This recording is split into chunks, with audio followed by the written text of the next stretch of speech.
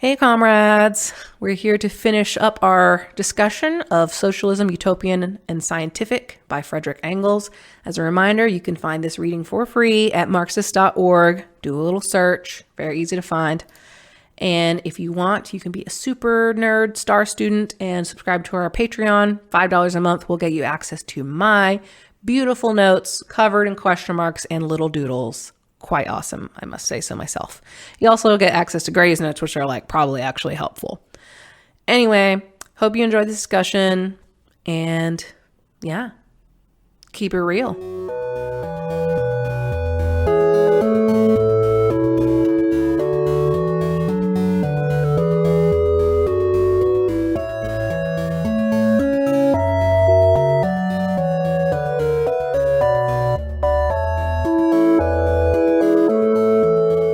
All right, I liked this next section. This stuff I was mostly familiar with. All right. Yeah, this is a good kind of detailed version of the Communist Manifesto, basically. So, let's cover a few vocabulary terms for this section here for historical materialism. Number one, and one that I saw tripped you up quite a bit, and may have tripped some of our readers up, is anarchy in production. Yeah, what the fuck? Anarchy in production is the best way that he could come up with it, I guess, for his time. But what he's referring to here is the unfettered free market. Oh, okay. Right? It's a laissez-faire economy. Because I was like, I like anarchy usually. Yeah, but here he's not referring to the political philosophy or anything. He's just saying it's a system with no rules or planning, just where firms don't coordinate with each other. They do whatever they want. Okay, that is a lot easier to understand now. Yeah. Got it. The free market. The next term is socialized production. What the fuck is that? So socialized production just refers to when many people work together to produce something. So socially, not socialism or anything, socially, right? I think that's what threw me. Yeah. So just, And I was like, that sounds good. yeah, and it is good in its way, but it's just where a lot of people combine their labor to produce something. Okay. Like fabric in a textile mill versus an individual weaver or something like that. Got it. The key thing here is that I guess it lowers production cost a lot. Mm-hmm. And it increases the productive forces. Means you can make more shit for cheaper. Yeah. All right. Next one is products versus commodities. I was super. I think I got this one. Okay, yeah. So products is like, I'm a farmer. I made a carrot. Here's my carrot. And then a commodity is I am a big farm, like I'm a factory farm or whatever. I made a fuck ton of carrots, right? Yeah. And I'm selling them. Yes. And I have extra carrots. Pretty much. And even the small farmer can make a commodity carrot, if they grow too much and they're just, oh, hey, I'll sell this carrot. Surplus. Yeah. Yeah. You got to it. Yeah. A product is just something that's produced, right? Just anything, a shoe, a violin, a carrot, a massage, a podcast episode. That's all products. It's just something that's made. Uh-huh. And then the commodity is something that's made for the purposes of exchanging. Okay. So that's it. Yeah. Like I can make some bread and eat it myself, or I could make a shit ton of bread and make a profit. Commodity. Yes. There we go. All right. That's probably better than the carrot one. Either way, it works. And the last one is capitalistic appropriation. See, that one sounds bad, but tell me about it. It is bad. Okay.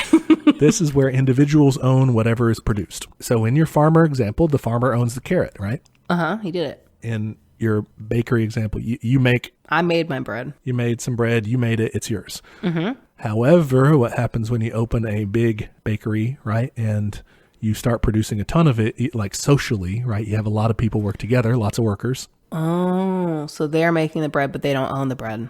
Yeah, because you own that bread once it's produced. Jeff Bezos reaping the rewards of his workers' labor, while they're having to, get aid from the federal government because they're not paid enough. Because he gets all of what they've produced. That's capitalistic appropriation.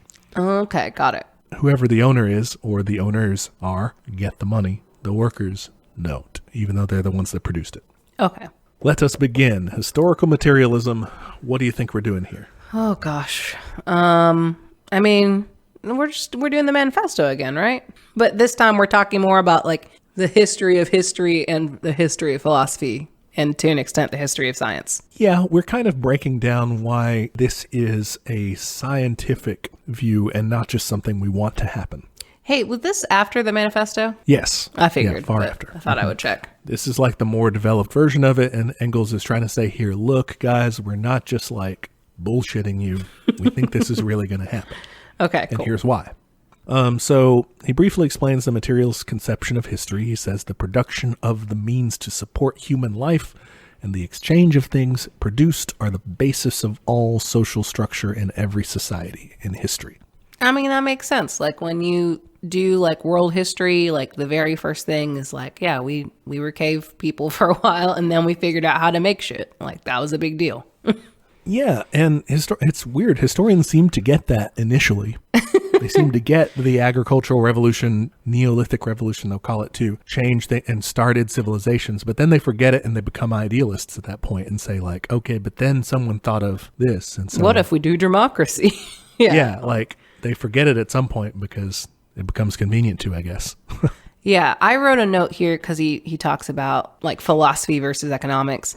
And I wrote, look at the American Revolution and the French Revolution. Like, I think when we talk about those revolutions, we mentioned this earlier, a lot of it is like, oh, liberty and justice and all these like abstract hoity-toity things.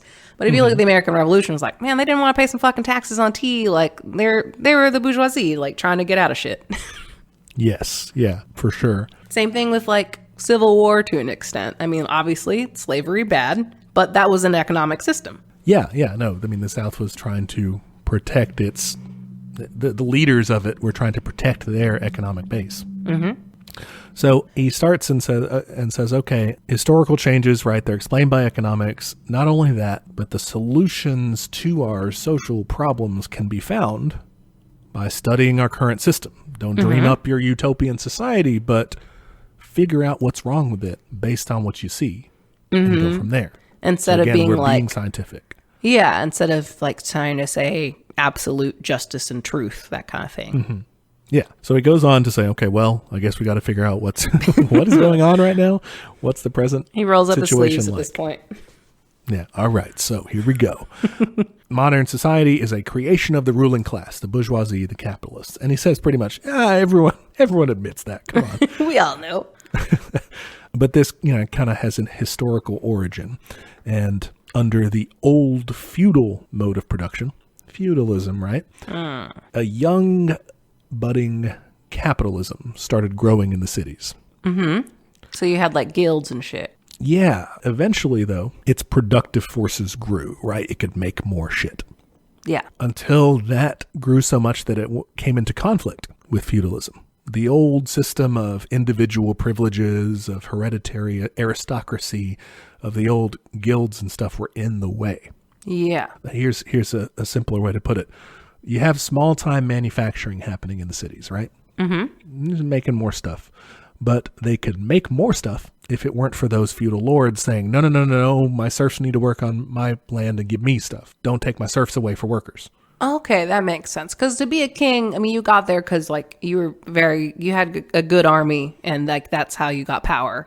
And then it shifted to like now the people with power are the people who can make a lot of shit. Who can make a lot of shit because they have capital. Because the main thing is that they're making the shit to sell, to get capital, to make more shit, to sell, to get capital. And the capital is what's key because that's how they fund, their armies, professional armies. Ooh. The king has control over these armies and stuff because they own the land, which was previously what it was all about, was holding land and making people work it and giving you the stuff. Right.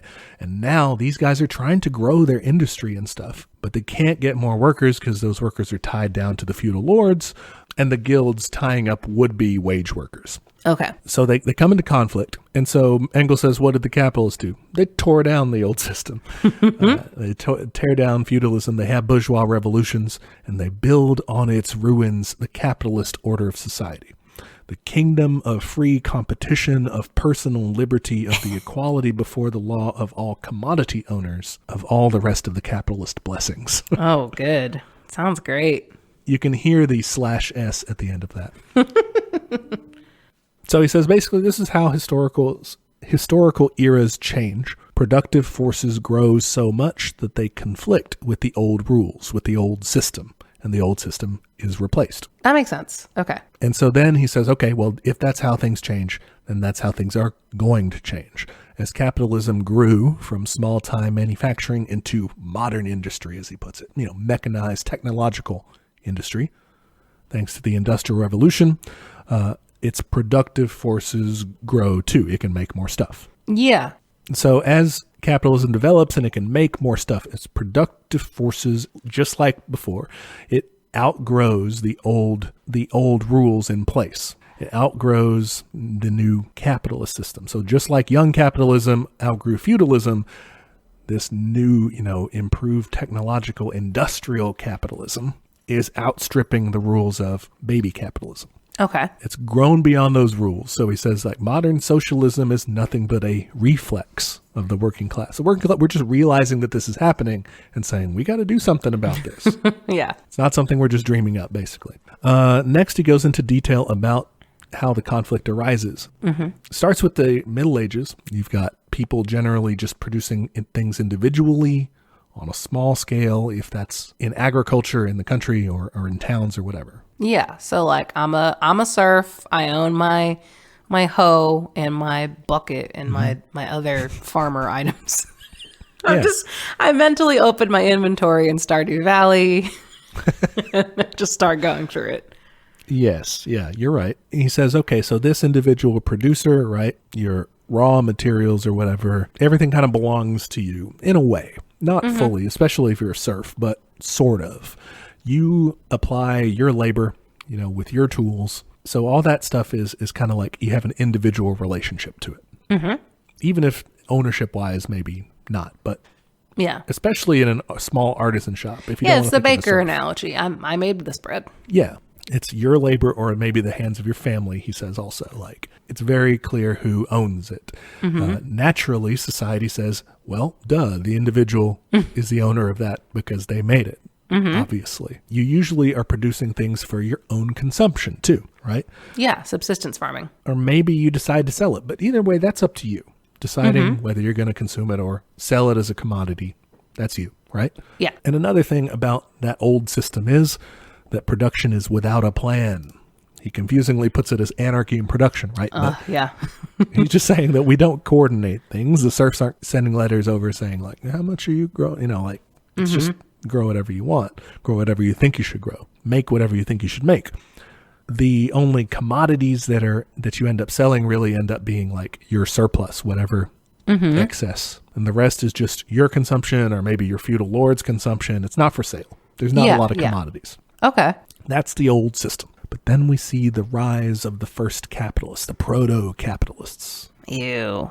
Yeah, these guys are bad. These guys start concentrating the means of production. And all that means is they're gathering bigger groups of people together to make things. All right, so they're bigger factories you can think of, or in this case, it's really small scale. So it's bigger workshops. Yeah. So instead of I'm a weaver, I work on my loom. It's hey, there's a cool spinning machine, which great, you can produce more, but it probably takes more people to run it, Yes, correct. These guys start producing. And when you have a big mill like that, you're not just producing for the people that work there. Now you're producing as commodities, right? You're producing things to sell, not things for individual use of the workers or you. Yeah. So instead of at the end of the day, you made this much yarn, you get to go home with that yarn. It's no, you get paid money. Right. Yeah, exactly. You see, this is the rise of socialized production. Which again is a bad thing. Don't get confused. Yes, socialized production. Well, it could be a good thing. It will eventually be a good thing. Yeah. Socialized production, putting larger number of people to work together to make stuff way cheaper than individual producers can. However, Engels is careful to note that even though this is no longer an individual's product, right? It's socially produced. It's the labor of others. We're still using the old system where just one individual, in this case the capitalist, right? They are the owner of the means of production. They get ownership of the product. Run that by me again. Okay, so it's the Jeff Bezos thing.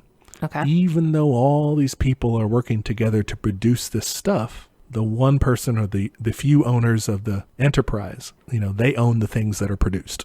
Okay. Okay. Yeah. even though everyone's working together, right? That's Yeah. the legacy of the old system of feudalism, where those individual artisans, those individual farmers actually did the work themselves and owned it. We still have that system, but in a workplace where so many people are working together. So it's like archaic.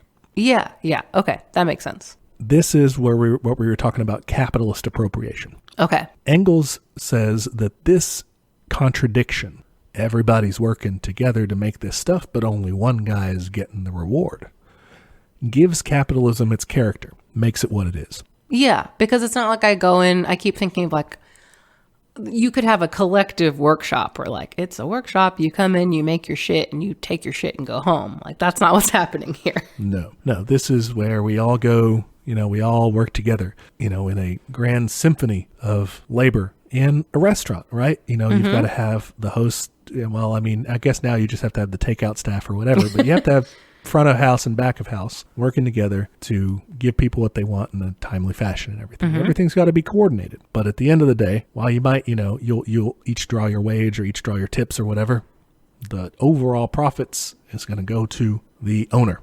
And he says that this contradiction his quote is, contains the germ of the whole of the social antagonisms of today.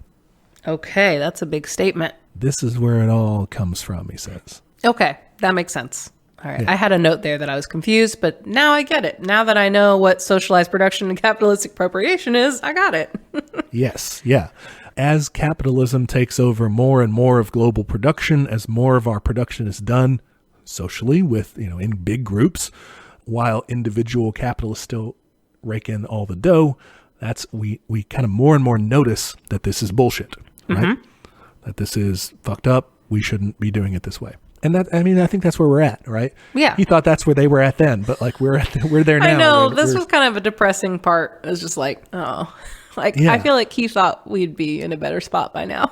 We would be the utopia picture, right? Yeah. We'd be the space meme. Yeah. So Engels then goes on to discuss, okay, how does capitalism where does it go from there? It started this process of socializing labor, but how does it kind of take over society? And he says, at first, kind of wage labor was a side gig. If you were a farmer, you'd grown your crops, you'd planted your crops already and tended to them, you might then go in and like help somebody build a mill and as a day laborer and get some money that way. Yeah. Right? Yeah. Like this was very common for like women in the family. They would card wool or like take in laundry or, just like extra shit like that to make more money. Exactly. It was an accessory, he says. Pretty much most people were working for their own production, or if you were like in a guild, you'd be working basically for your education rather than for wages. Those weren't really that important. The change, though, takes place when the capitalists take over, when they socialize production, because they can make stuff for cheaper and make more of it. And so they start amassing more and more capital, profit, right? Wealth. And they use that to further increase their market dominance. They drive out their competitors who can't compete with these prices. They shut down the mom and pop guilds, the artisans and everything. And they turn more and more people into wage workers. Yeah, that makes sense. And as the feudal system is dismantled too, like that wasn't an overnight process. They just like waltz in and be like, feudalism is done. Right. As aspects of that get taken apart and peasants start getting evicted, jobs in the countryside start drying up, more and more people are driven into not being temporary wage workers, but permanent wage wage workers for life. Yeah, yeah. This process is so slow that it's still going on, Yeah. There are still people who are kind of getting driven into wage work. It's the process of separating the real producers of the goods. And sometimes I think this is confusing the way Engels phrases it when he talks about producers, because we're conditioned to think of producers as like capitalists, businesses. Yeah. But he means producers as in the people who are Workers. really doing the work. Yeah. It's kind of like that atomization thing too. Like because you're working in this big factory, you're not really building just one thing. You're not like, I made a loaf of bread today. You're like, I processed the flour today. Yes, yeah. This is kind of a process of separating the worker from what they're doing, from the means of production, and from like the work process itself. Marx in earlier works calls that alienation. Oh, like I don't know why I said atomization. No, it's cool. I got what you're saying. I don't know. I just found it interesting that Engels is kind of already seeing that trend happening then of more and more people getting kind of condemned to a life of working for a wage. Mm-hmm. He calls this the antagonism of the proletariat and the bourgeoisie. And I think it's a good term. I think a lot of us are antagonistic, to say the least, about the fate that we have been, put in. Yeah, for sure. Yeah. So next he goes on to discuss the consequences of the free market, anarchy in production, as he puts it, and says that all these capitalist firms are basically making whatever the market tells them they have to make. The inexorable natural laws, he puts it. He paints it like they're all like swept up in a windstorm or something. They're just, whoa, we got to do this. We have to do this. He says, with commodities, the products govern the producers. Okay, this part was interesting. Explain that concept to me. Sure. He's essentially saying here that with commodities, with selling things on the market, you kind of have to respond. You have to respond to the market. You kind of have to figure out what people want and everything like that. So you end up you're at the whim of what people want to buy, or of what's in demand or whatever. So initially, most things in the Middle Ages, like most things, weren't commodities, right? Yeah. So like back to our bread analogy. I'm hungry. I want to eat wheat bread today, so I'm making wheat bread. Like, fuck off. That's what I want. I want a pumpkin loaf. Done. But if I start selling and everyone's like, no, I fucking hate pumpkin loaves, like then I have to start adjusting to what they want. Yes. Yeah. Okay, great. The key thing here is that under capitalism, so many more things are commodities rather than products, right? Okay. Now we're making things to sell things, not making things to consume ourselves. Right? Okay. And what happens here is that since you're not just producing like enough for just yourself, if you're trying to produce to sell things, your goal no longer becomes, let me, make what I need. Your goal becomes, let me make as much as I can, right? Let me sell a ton, right? So I can make more money. I mean, that's your goal. You want to make a bunch of shit. And when you do that, it becomes clearer, I guess, in society that there is no plan, because now you have tons of people making all this different stuff, right? Before it was just kind of like, okay, a few extra things would come out into the market. Mm-hmm. Now you have all this stuff out there. Engels phrases this as the contradiction, the antagonism between the organization of production in the factory, right? The social organization there, very planned, very strict. We know it's highly organized. If anything, a corporation or bakery, whatever it is, right? It's highly organized versus overall in the economy, it's the Wild West. It's free market. So organization on a micro level, but the structure itself is like, fucking do whatever you want. Yes. So the more that this social production spreads, the more that the highly organized firms spread, the more it drives out the mom and pop artisan shops, the more the market's completely dominated by these commodity producing capitalist firms, the more ruthless your free market competition, your anarchy in production reigns. So the more organization you're introducing at the micro level, the more chaos you're getting at the macro level. Yeah, because you get so efficient. That makes sense. Okay. And he says that in doing this, capitalism is gradually creating more proletarians. Yeah, because as they're putting like small businesses out of work, or small like artisans out of work, those people are the wage people. Okay, got it. Yep. And that's like, cool, we'll get more workers to exploit, but to a point, because eventually they're going to be storming the gates. Hell yeah. I liked the note about transforming handicraft into manufacture. That just got my brain thinking, like, William Morris was a big socialist, and he was like the father of the arts and crafts movement. So we should do an episode on him. Interesting. Yeah, for sure. Yeah. So yeah, that's an example of dialectics at work, right? You've got the opposites of the increasing social production, but the increasing free market anarchy of the whole system. Okay. You've got the increase of capitalism, but as a necessary component of that, you have the increase of the proletariat who will destroy capitalism. Okay, that makes sense. I still don't know if we needed all of that introduction to get to that point, but okay. You see now, though, it's a flow of becoming and unbecoming. Capitalism is strengthening and creating its own demise. You know, I had to unbecome to read this, and now I'm becoming. All right. Good. Here we go.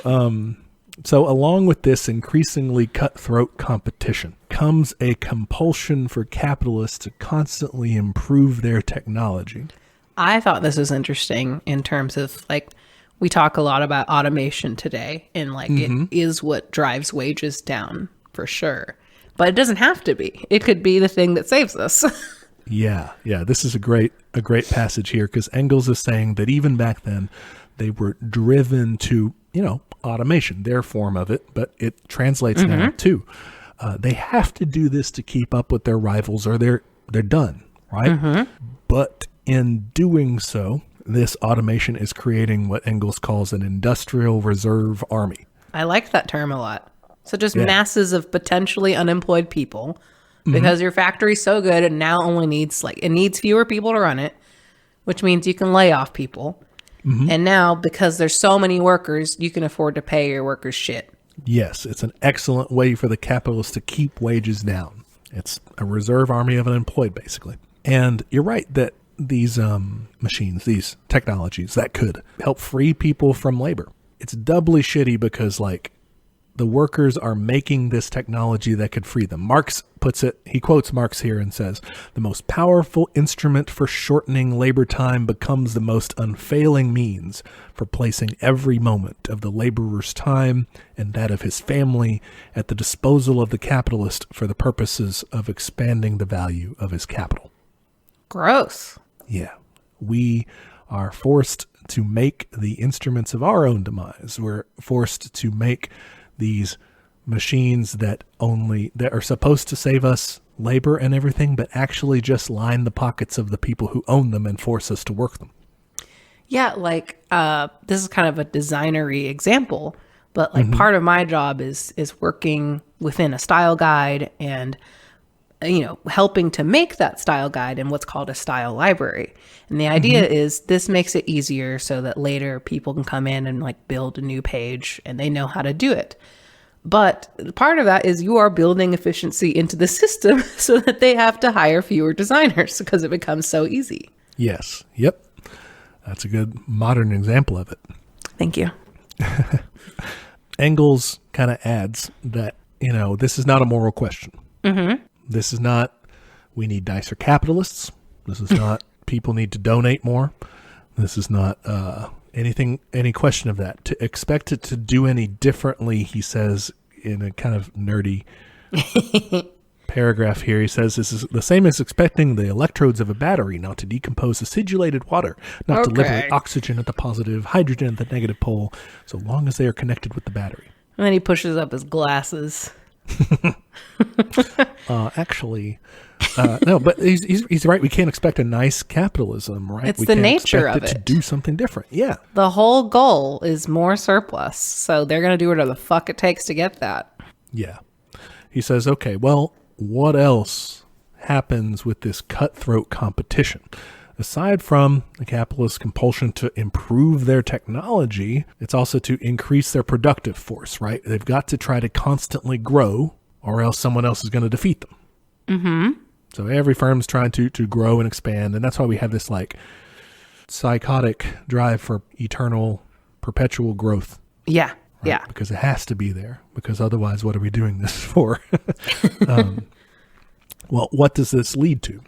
When production grows faster than the markets for these commodities, you end up with the boom and bust cycles.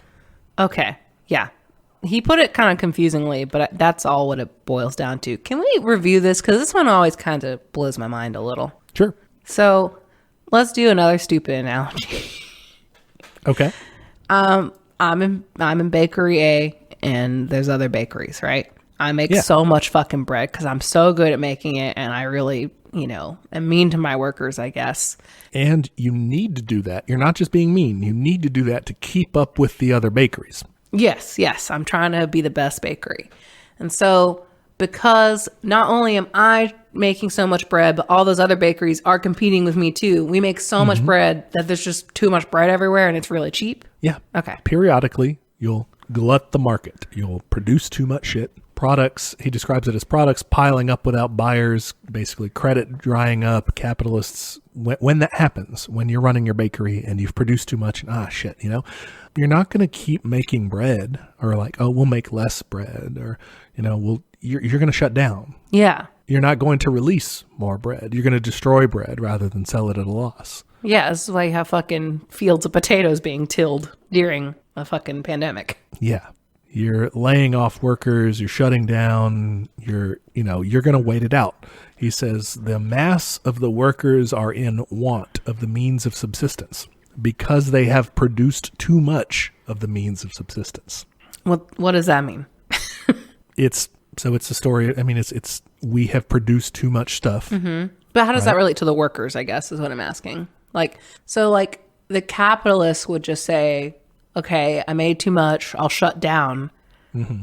And they would just wait until people want whatever it is again. Like, if bread is a very bad example, let's switch to houses. Switch to houses, switch to cars, switch to whatever. Until the surplus is just destroyed, basically. Depreciated, enough, stuff and enough people have been ruined by the passage of time. Then they'll say, okay, well now I'll go ahead and start producing again. Mm-hmm. But in the meantime, you have all those layoffs. Yeah. In the meantime, workers, sorry, see you.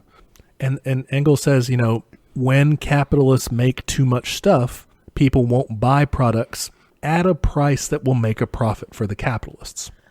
Okay. Yes. It's no longer worth it for the capitalists to do that. And so when that happens, they're not going to be nice guys and say, well, we'll just keep working and stuff. They're just it's going like, oh, to you can just down. have this house for cheap. It's like, no, I'm going to go destroy this house. Yes. Or I'm going to leave this house on the market. I'm going to hire guards to make sure you don't come in this house and live in it. Yeah.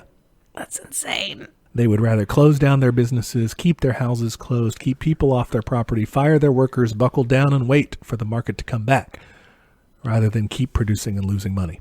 This is kindergarten level, share your shit. Take your ball and go home. Yeah. Yeah. So when he quotes Fourier and says, abundance becomes the source of distress and want. Mm-hmm. That's what he's talking about there. Okay. He's saying that the reason that these surpluses cause a problem isn't because, it's stupid, right? We have too much shit. Why don't we just give that to people, right? Mm-hmm. But the reason we don't give that to people is because capitalists own it.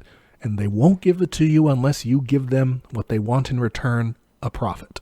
Okay. And so the next passage here that you highlighted, if you want to read that. Because it is the very thing that prevents the transformation of the means of production subsistence into capital. For in capitalistic society, the means of production can only function when they have undergone a preliminary transformation into capital, into the means of exploiting human labor power. You could see my face getting more and more confused as I continued. Please explain. So what we're saying here is that the thing that is getting in the way, right? It's kind of a complicated rephrasing of what we just said. The thing that is getting in the way of the means of production humming back up again and the factories working and everybody doing what they were before. The thing that stopped it is that the capitalists can no longer do the only thing they're interested in doing, not making sure you have a job, not making sure that they make you a quality home, not making sure that you get a good sandwich or you get a good loaf of bread at the bakery. Mm-hmm. That's not what they're interested in doing. They're interested in making a profit. And if they can't do that, they're shutting it down. Okay. That's what it says is that, and he phrases this later as the mode of production is in rebellion against the mode of exchange. The mode of exchange being that the capitalists make a profit. Okay. And he's saying that once they've made too much stuff and they can't, and people won't buy it at the price they want for the profit that they would get. Once that compelling interest is gone, they don't keep playing, they quit. Okay, that makes sense. They shut down, they make people suffer, and that's the reason why it happens. I mean, I think I keep going back to that thing, his nerd paragraph of like, this is just the nature of it. It's like, to be good at capitalism, you are going to do these things. And like, Yes. we all act like it's a big freak accident anytime like there's a bust. Like, oh, that was so weird when we had the .com bubble. Like, oh, it's so weird when we have a housing crisis. It's like, I don't think it's that weird, guys. Like, I think we all saw that coming. Yes. Yeah. And it happens almost on a schedule. It happens pretty much predictably. And then everyone wants to go afterward and be like, oh, we need this smart regulation that'll make everything good. Yeah, like there's so much obfuscation of like why it happened and like just making it like, I'm even thinking of like The Big Short was about the housing crisis, and like they tried to make their explanation very simple. Yeah. But even that was like, oh, it's because they split up the loans into blah, blah, blah. I'm like, it's also because they made too many houses, right? Yeah, it's a bubble, classic bubble, right? Producing too many things. And that's what he's talking about here. This is, I will add as a caveat, everything's got nuance, right? This is more complicated than Engels lays out here, of course. There's way more moving parts and everything. But this is the kind of like the basic dynamic at work. Yeah, Engels, it's like if you're the greatest serial killer ever, that's your goal, like... Yeah. There's no... This is their goal, is to make profit. And Engels says that these crises are caused by these ever-growing productive forces. As we're able to make more shit and capitalists have to make more shit to keep up, it outstrips the capacity of the market to buy it. Right? Okay. And he says that kind of as this keeps happening, it becomes openly ridiculous. Everyone can see the solution that's there, that this could be solved if it wasn't for that ruthless competition, if it wasn't for the capitalist need to make a profit. He phrases it here as a ghost standing in between the workers and the means of production. Like, that's the only thing, is that those capitalists have to be paid. Other than that, you could produce what you want. Other than that, you could be employed, you could be housed, you could have a good life if it weren't for them saying, no, I'm not letting you do that because I won't get paid. Yeah, that's really interesting. So he phrases this as the productive forces pushing toward the abolition of their quality as capital to the practical recognition of their character as social production forces. Gonna need a translation on that one, bud. All he's saying is, in each successive crisis, lots of capitalists fail, right? They collapse. Their business is toast. They sell, they go bankrupt, whatever. Who cares? They're knocked out of the marketplace. The system starts consolidating into bigger and bigger firms. Oh, okay. That makes sense. And so as the crises happen, you end up with small, with fewer but way bigger enterprises, businesses. So like conglomerates. Yeah, more centralized, more socialized firms, as Engels puts it, right? Conglomerates, all these forms of businesses. And that's going to show people more and more openly how production is social, right? Because you're just going to have bigger and bigger numbers of people. Yeah, because eventually, like if all the potato farms just become one big potato farm, you'll realize when they have too many potatoes and destroy them, you're like, they're only doing this for that. Like it's. Yeah. The first instance of this that we'll see, he says, or that they're seeing at that time, because they had these, was joint stock companies. Yeah. What are those? It's an old fashioned phrase, but it's just a company whose stock can be bought and sold by shareholders. Okay. Isn't that just a company? Publicly traded company. Okay. That was new then. A company where you can buy stock in it and whatever. Okay, cool. It's a way to make the company bigger. It's just a means of growing, putting together more capital than one person could put, right? Oh, because it's like if you buy like a share, that means I'm getting your money so I can put that into production. Yes, yeah. Oh, did I just understand the stock market? That's kind of what you're doing, yeah. Damn, I hate that about me now. From there, capitalists move on to unite into trusts. Yeah, what are those? I know sometimes we bust them, and most of the time we don't. Yeah, most of the time we don't is right, because we don't call them trusts anymore. We just call them conglomerates and stuff. Sometimes these are openly formal, like a conglomerate, which is just a group of foods or food brands. I was reading about this today, but It's true. Every food is from like the same company. It's terrifying. yeah, it's wild. It's like all Kraft or something. Yeah, a group of companies. Well, Nestle is a big one too. Oh, Nestle's a very big one. Anyway, a group of companies that are all kind of united under an umbrella company or a conglomerate, or it can be informal, like people colluding or something. It's technically illegal, but like who's ever going to actually get them? Yeah. This gathers a lot of market power. These businesses are like dominant in a market, ultimately trying to get to like a monopoly. Yeah. Yeah. Controlling the whole thing, The whole market. regulating production in a way to try to maximize their profits. Mm-hmm. But Engels says this isn't going to work. They're still going to get into crises. Those productive forces are still on the march, and they're still going to end up eventually producing too much shit because they got too greedy. That makes sense. Yeah. So even if they all work together to like control, let's just make up another market. They control the housing market or whatever. Mm-hmm. They're still but then if they're not competing with each other at that point, right? Yeah, and they don't usually have a complete monopoly. They still typically you don't really get to that point. But even if you do, you're going to try to, you're going to look at your previous quarter. Your shareholders, stockholders are going to be like, we want more money. And so you're going to be driven to produce more to get that extra money. At some point, they're going to push the line too far, and people aren't going to have the money to give them. Yeah, I think that's interesting because, one, I remember my mind was blown whenever I learned that, like, literally you are beholden to your stockholders to do whatever it takes to get more money. Like, that's insane. Yes. Mm-hmm. That is very bad. And then, two, I think that's interesting because, like, it's a weird process where, like, you're building something, you're producing something so much, but because you're so efficient, your workers are also like their wages are really low. So they can't even afford to buy the thing that they're building. Is that part of it too, you think? Or is it? Yeah, that's a part of it as well. It's not, he doesn't really elaborate too much here. He does have a little passage that talks about like destroying your home market by, by making your workers poorer, basically. Yeah, I was confused by that. And that's a part of it as well.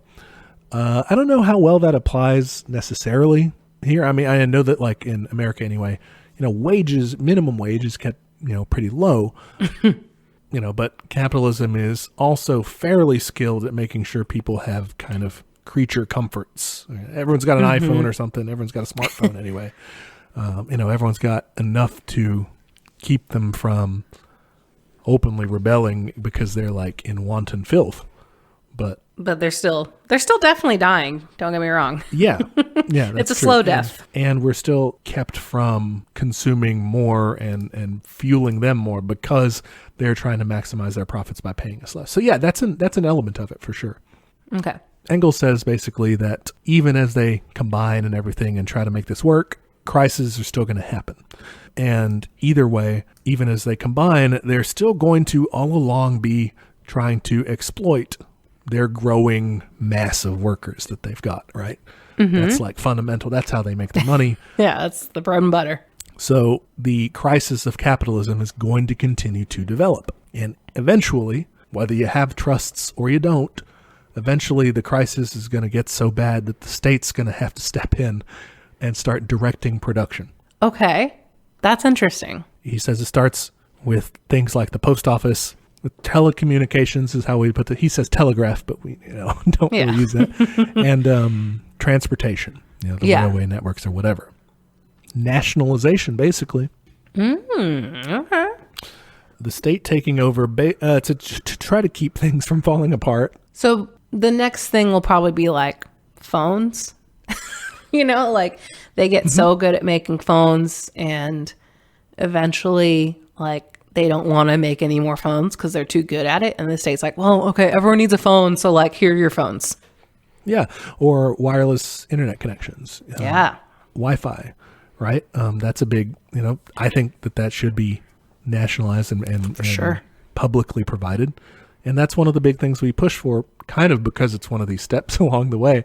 But the way Engels phrases it is that the state is, being used kind of by the bourgeoisie. It's for them. It's their thing, right? It's the capitalists' state, and it's stepping in to make sure that they're okay. But what this does, he says, is kind of show how useless the capitalists are as a class.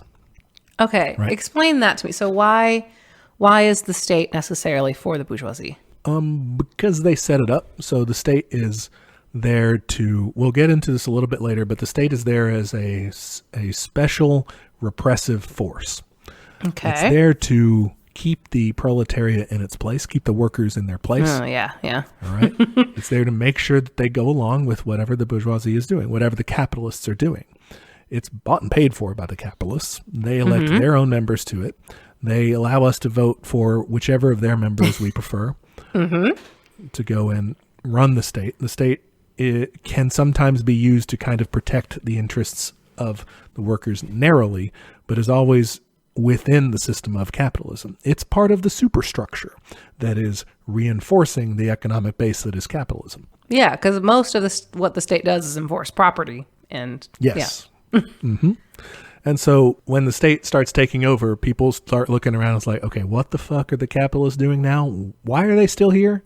Because what are they doing now? Engels says they're pocketing dividends, tearing off coupons, and gambling on the stock exchange. Okay. Is that what happens? Well, kind of, because if the state has taken over, why do we have these these capitalist guys wanting to just take money from Yeah, then you're just that's just corruption at that point, right? if you're making a profit on a state enterprise, that's just corruption. So he says this basically at this point, the capitalist mode of production forces out the capitalists just like it reduced the workers to surplus population, basically. It just makes them excess. They get driven out by their own machine. Dialectics, man. They rose up the instrument of their own destruction. Yeah, shit. They're shown to be useless, just as they always have been. And Engels then moves on to say, okay, well, what about the state ownership? How does that work? Good, right? The state's in charge now? Yeah, I put a check mark by that. It sounds pretty good. Well, Engels says, while it's kind of better, it's still only a step in the process. He says, capitalism is still happening, even with state ownership of the means of production, because now the state is the capitalist. Okay.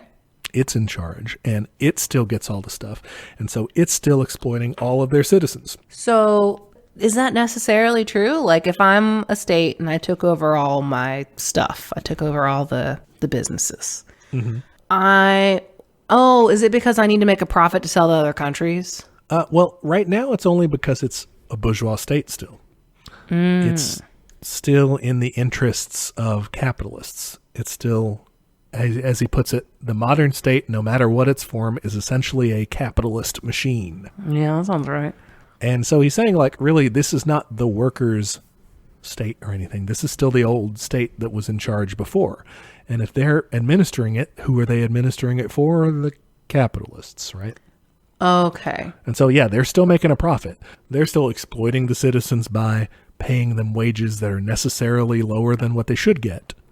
I thought the capitalists were gone now, though. But they're still paying them? The state is going to still, I took over. Because, someone has to run the state, and so those guys are in charge, I guess. So they're paying themselves. Yeah. So you imagine, the capitalists, probably a lot of them, end up in the government or something and just run it that way. One national thing. Okay. And it's not complete right now either. So the state is taking over some stuff, but it's kind of a gradual process. Okay, yeah. Because I'm if you took over everything, there probably is a way to do it where you distribute the surplus and it's fine. Sure. Yeah. It's just, I guess here he's meaning that the state is taking over more things. Okay. And so the state is still exploiting workers because it's still paying them a wage and making them go buy things to survive instead of just producing stuff for them, right? Yeah. And so the next step, he says, is society harmonizing with the socialized character of production by directly taking possession of the productive forces. That sounds good. Yeah. Since these have outgrown everything except for like society as a whole, maybe. That's what he's saying we're going to do. So he's just saying it's like a step on the way. Yes. Yeah. So he says that here, I'm going to kind of summarize these next paragraphs simply because to me, they were complicated in the order he was explaining it. But he says, okay, we already realized that capitalism doesn't know what the hell it's doing.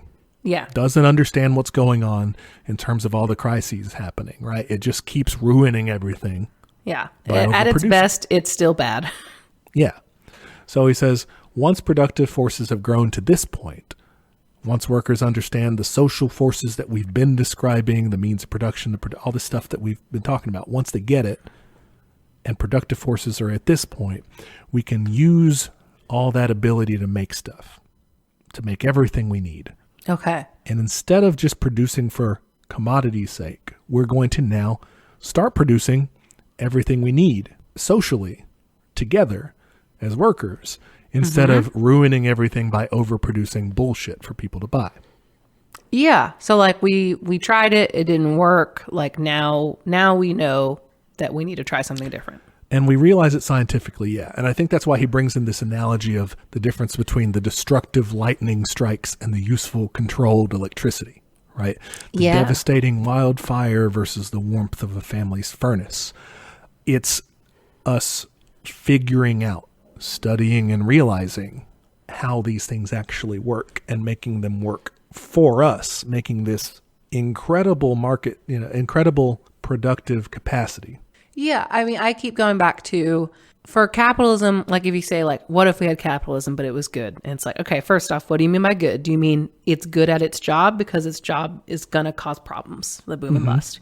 Or do you mean good morally? Because even if you do that, you're still going to cause boom and bust, and also you're still exploiting workers. Yes. So like basically, there's no way to do that correctly. So let's use what we've learned. Like okay, we learned that it's bad to make boom and bust, so like let's not do surpluses anymore. And then we learned that you shouldn't exploit workers, so like let's not do that anymore, right? Is that what we're doing? Yeah, and then he kind of says there's a way to do that. You have to replace the free market, right, anarchy in production, with responsible economic planning, with socially producing things instead. With deciding, okay, we're going to make this stuff and not to sell for a profit, but to provide for people. And so therefore, it's not, you're no longer paying people your wages and stuff to make sure they can buy commodities that you're making. Now you're producing things to give to them so that they can exist. That sounds their great. Individual needs. So so Engels says we're going to do that. We're going to replace capitalism with the mode of appropriation of the products that's based upon the nature of the modern means of production. Okay. Is that just what he said? Is that just what you said, but fancy? Yeah. Okay, great. Yeah. Yes. So what he's saying is we're going to replace capitalism and its outdated way of deciding who the products belong to. And we're going to replace it with one that reflects what's actually happening, that socially we're producing these products together. And so socially we should get the products as a group. That makes sense. Yeah. Socially, we're going to decide what we're making, how much we're making, and who gets it, which is everybody. Yeah. Amazon takes over the factory. Jeff Bezos doesn't get everything because he doesn't make everything. Everybody makes it together. So everybody gets it. Nice. Yeah. That's what he's saying. And he says, okay, how is this going to happen? What possibly could bring this about? The proletariat. Oh, I like those guys. Yeah, the working class, the great majority of people who face destruction if they do not. Yeah. They're going to be the ones to seize political power in the state, to take control of the means of production by turning it into state property, and then to start centrally planning the economy to end the realm of necessity and move into the realm of freedom. So in that earlier scenario where the state starts taking over bits and pieces of the economy, eventually the proletariat's like, no, this is bullshit. Like, we should have it. Yes. Okay. That sounds good. So a number of things end up happening here that aren't really completely outlined in what he writes here. You kind of have to piece it together. So here we go. For one, the old bourgeois state as we know it is abolished, or more accurately, defeated, probably in a violent revolution. Yeah, probably. Doesn't mention that here, but Engels was kind of a supporter of violent revolution. So that, he says, basically has to happen. You have to come in and kill the old state and start your new one. Because the old state was just a bourgeoisie tool, man. It was just capitalist, what we said, a special repressive force, a tool for oppressing the proletariat. Yeah. And they're going to fight for the bourgeoisie. Right, yeah. That is the point at which the proletariat would kind of replace it with their own workers' state. It's not really mentioned here necessarily because it kind of dances around it vaguely a little bit. But this is what we call the dictatorship of the proletariat. Okay, I've heard this term. In the place of the old abolished state, you would have the workers' state. It's just kind of its own special repressive force to use against the remnants of the bourgeoisie, the capitalists who are going to keep trying to take over. Okay, so this is like when you take over and you got to do some purges, you got to do some unpleasant shit. Yeah, and this was mentioned in the Communist Manifesto, so you can kind of like ease that part in here. It's a transitional stage. The workers are in charge, and they use that state to continue the work of bringing all those productive forces under their control and to develop those into being able to provide everything for everyone.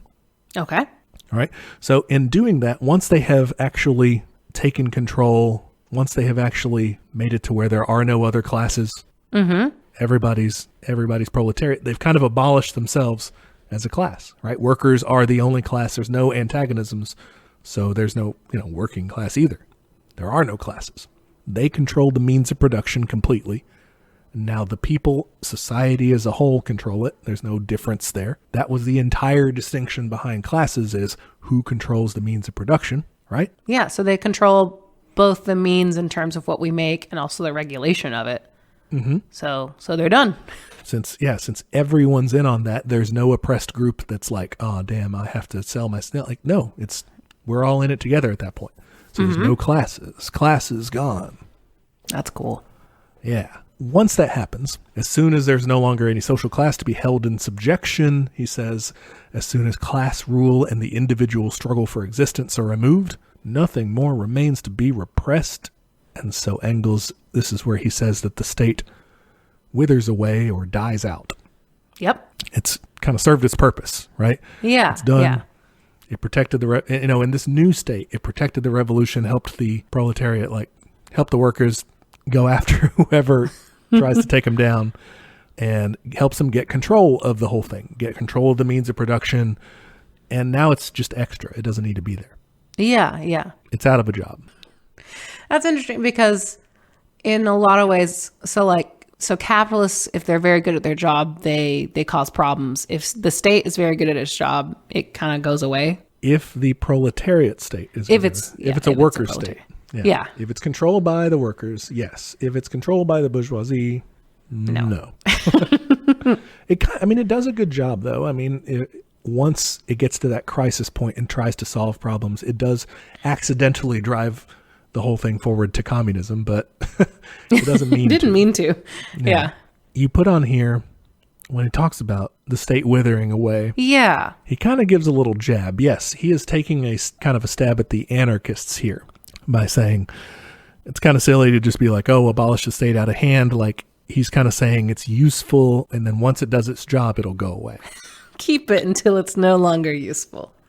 Yeah. Okay. And he's also, the specific phrase, I actually had to go and do some research and find that that Lenin did some writing on this particular passage and said that that Engels was also taking a stab at German social democrats.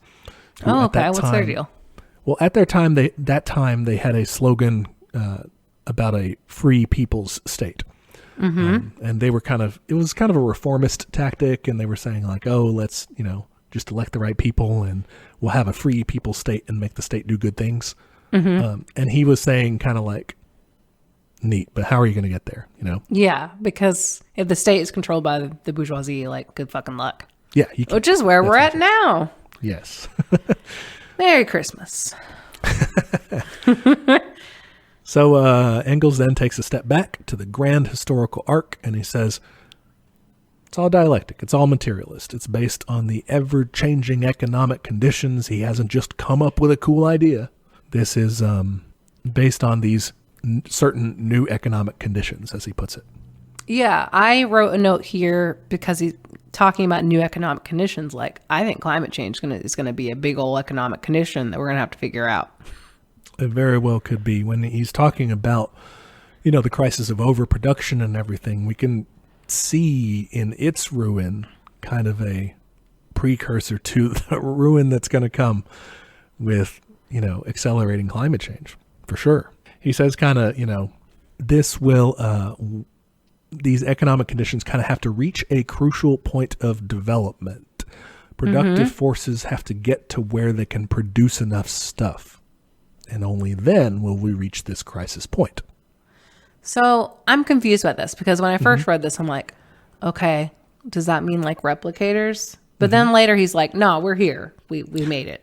Yeah, it's an important point. And I think that I kind of agree. Well, I don't know if I agree with him that the point was in 1880. Seems like we're late to acting on that. I think they probably could have, but I think the sooner the better is honestly my argument for it. I think that at any point in history, by this point, we've crossed that at some point. I don't know when, but I think we've crossed it. Mm-hmm. And the sooner the better, because the sooner we get it under control, the sooner we can use a worker state to start directing things purposefully in the right direction. We can start on purpose trying to develop the productive forces to get to replicators rather than waiting for capitalism to accidentally get us there. Yeah, because they don't want replicators because that means all of their businesses are gone. Yeah. Except for replicators. Exactly. So I just don't think he realized how much worse it could get, really. All right. He thought that they had reached the point already. But I think from there, he kind of paints a really cool picture of what can happen.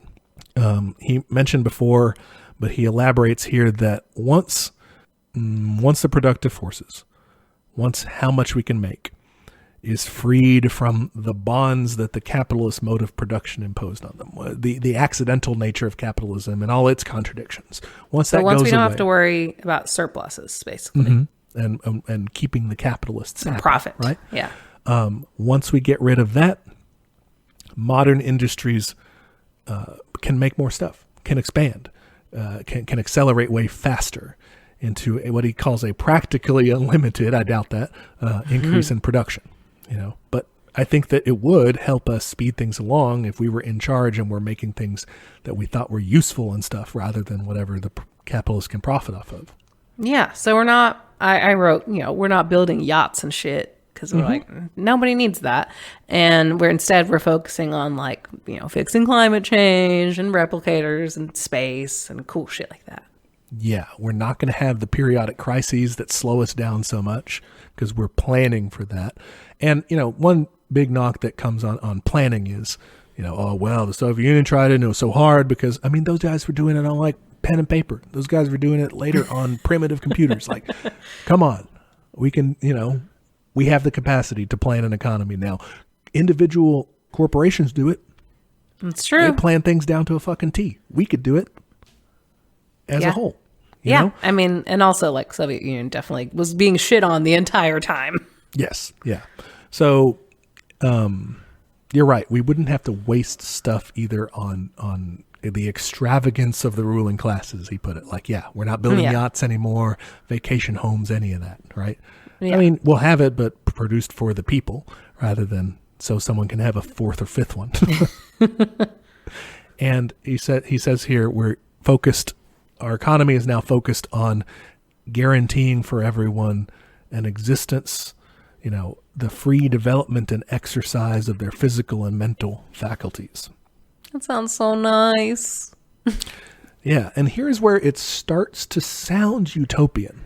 Yeah, I love this section, saying that we're finally marked off from the rest of the animal kingdom. Basically our, it's the Maslow's hierarchy thing. Our needs are finally fucking taken care of. Yes.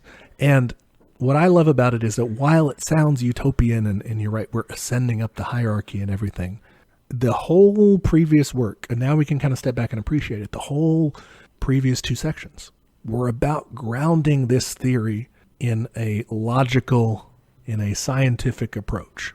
So he's no longer like Saint-Simon, Fourier, Owen dreaming this up and saying, wouldn't it be cool if we could do this?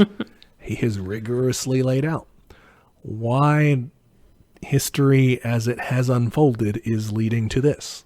Yeah. That's pretty cool. And so you get your utopian, kind of future, but without just being a utopian dreamer. Now you're being scientific about it. Yeah. I mean, he showed his work. Yes, he showed his work. Exactly. Where, basically this is where we'll become fully human, fully in control of our own history, our own destiny. He puts it ascending from the kingdom of necessity to the kingdom of freedom. Sounds nice. Yeah, dude. Cool. That's Engels. I'm fully on board. So this makes me a revolutionary communist, a Marxist. All right. You're sold. Yep. I have to do some more reading on Lenin. Maybe a Marxist-Leninist. I have to do some more reading on Mao. Maybe a Maoist. But I'm definitely in this revolutionary communist, Marxist area. Yeah. It sounds fucking rad. I will be friends with any ANCOM or whatever. That's fine. But I'm in this. Yeah. I think it sounds really good. I don't know. I think we've talked about this before too. The struggle between the comfort of knowing that this is coming and the comfort and like the urgency of like, no, we need to do this right fucking now. Mm-hmm. So I struggle with that. This isn't just coming though. Like if we sit back and if everyone sits back and does nothing, capitalism will just continue to ruin itself. Oh. The necessity part, like he says, necessarily this is going to change to this, is grounded in a understanding that people aren't going to take certain things, that people are going to make demands based on their requirement to survive, right? So once we get pushed to, hey, it's either this or what they say is socialism or barbarism, right? Yeah. We're either going to do this or it's all going to fall apart. We have, that requires us to do some fighting. Yeah, shit. Or else we'll all be on fucking space colonies in the servitude of Elon Musk or something. Yeah. Whew. Okay. On that note. Merry Christmas again. Merry Christmas. Okay. What do you want to do next time? All right. Next time, let's take a look at a figure I mentioned in this episode, and a formidable figure in the communist landscape. Problematic fave, I would say. Maybe so. Yeah, we'll learn how problematic. I really want to dig deeper into this guy and figure out like what's the hype, what's the deal, why do people love him or hate him? That's Vladimir Lenin. Alrighty. Leader of the Bolsheviks in the Russian Revolution. We'll see what he was all about. Sounds good. I'm excited. I know he liked cats, so. Yes, he did. Yeah. That's important. That's one thing in the pros column. Yeah. All right. Cool. Okay. Well, in the meantime, you can find us online. We are on Twitter at teachcommunism, Instagram at teachmecommunism. You can send us an email, teachmecommunism@gmail.com, if you want to send us an episode suggestion, or if you have a question. We can do a listener episode sometime. That'd be fun. We haven't done one in a minute. Mm-hmm. And if you also want to leave us a review on Apple Podcasts, that would be great. Rate and review. We love our reviewers, except for the mean ones. Yes. Well, that's the dialectic thing, man. With the good reviews, you're going to get the negative reviews. I guess that's true. We are also on YouTube. Just search for Teach Me Communism on there. And we have a Patreon, patreon.com/teachmecommunism. Be sure to sign up for that. $5 a month gets you access to our lovely notes. You can see all of the doodles and question marks I made on my PDF. It's pretty embarrassing. Yeah. It's great. You can see Vampire Owen. Yeah, he's pretty cool. All right. I think that's it. Yeah. All right. Well, thank you for being a great student. I feel like I wasn't. I did my best. You saw my range of expressions today, which was confused and annoyed and just, slow understanding. This was hard shit to get through, but you got through it. Thank you. Well, thank you for teaching me. Yeah. And thank you, listeners, for tuning in. You can catch us next week on another episode of Teach Me Communism, where the class struggle is always in session. All right, my cat's butt is against the mic, so bye. Bye.